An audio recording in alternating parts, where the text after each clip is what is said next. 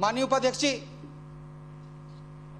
जब एक घर टूटता है, जब एक घर गिरता है, तो जिसका घर गिरता है उस व्यक्ति को कितनी पीड़ा होती है, उस व्यक्ति के दिल में कितना दुख होता है, इस चीज को मैंने वहां पर जाकर व्यक्तिगत तौर पे देखा है। अब इस चर्चा में भाग लेंगे माननीय सदस्य श्री विशाल नेहरिया जी। आज भी हम लोग देखते हैं कि हमारे अपने एरिया में, हमारे जिला कांगड़ा में, हमारे धर्मशाला में बहुत सारे गांव ऐसे हैं जिन गांव के लिए आज भी सड़क नहीं है, और वो लोग ऐसी जगहों पर रह रहे हैं जहां पर बीच में फॉरेस्ट एरिया आता है। उनके पास ना तो गाड़ी पहुंचाने के लिए कोई सुविधा है, अगर कोई दुर्भाग्य से व्यक्ति वहां पर बीमार होता है, कोई गर्भावस्था में हमारी माताएं होती हैं, हमारी बहनें होती हैं, उन लोगों को वहां से सड़क तक लाने में जो है बहुत दिक्कतें होती। मेरा सिर्फ ये ध्यान लाना विषय है कि उस पे हमारा चिंतन करना बहुत जरूरत है,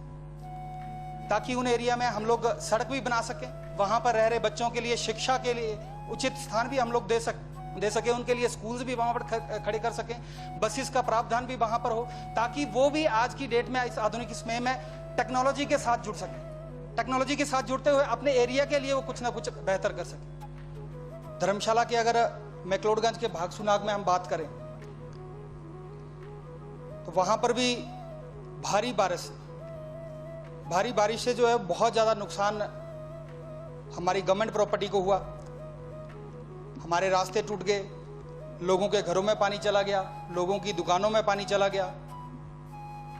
और उनका व्यक्तिगत रूप से देखा जाए तो बहुत सारा नुकसान जो उनके व्यवसाय में भी हुआ। इसके साथ साथ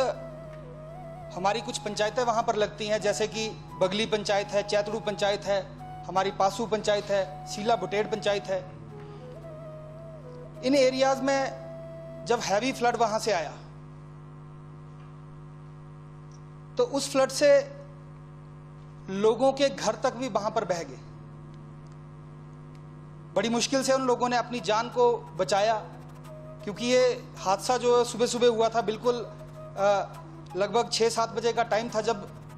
हैवी फ्लड जो उसमें चलना शुरू हुआ था। लोगों ने बड़ी मुश्किल से अपनी जान बचाकर अपने घरों से बाहर निकले, और उनके सामने ही, उनके आंखों के सामने ही देखते देखते उनके घर जो है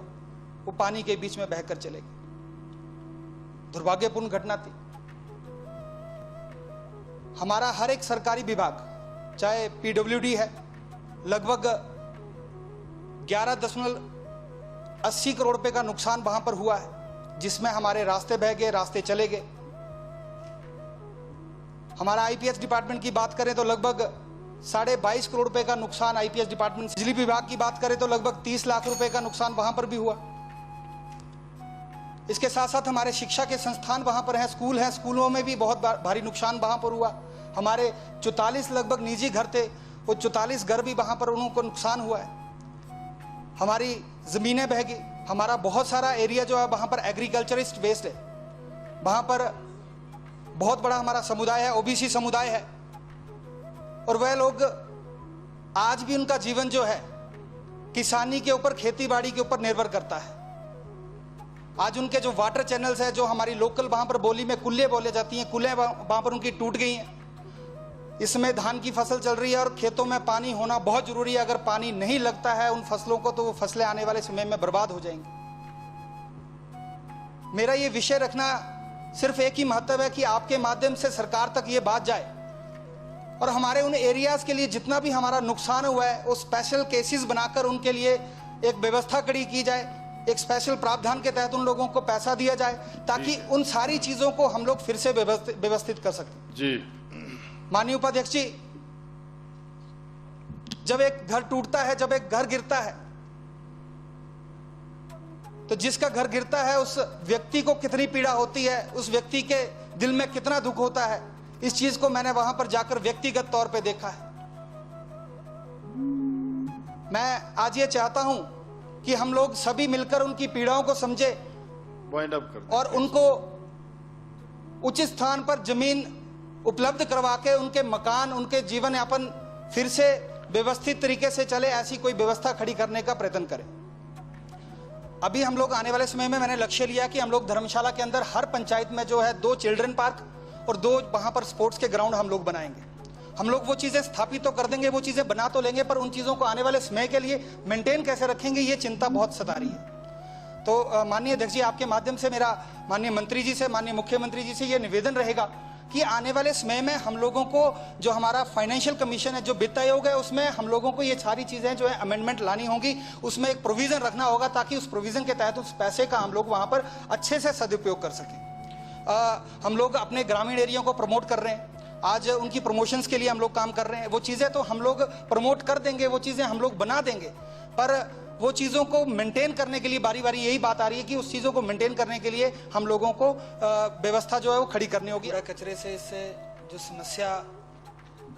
हमारे समाज में पैदा हो रही है, हमारे पर्यावरण में पैदा हो रही है और इंसान के जीवन में हो रही है, इसके समाधान के लिए माननीय शहरी मंत्री एवं माननीय पंचायती राज मंत्री जी का भी ध्यान आकर्षण करना चाहता हूं, ताकि एक वेस्ट मैनेजमेंट के ऊपर हम लोग प्लान करके इस पे काम करना शुरू करें। हमारे धर्मशाला के मैक्लोडगंज में अभी हाल ही में ही लगभग 3-4 महीने पहले एक बच्चा जो कि लगभग 8 वर्ष की आयु का था, खुद वह अशिक्षित था,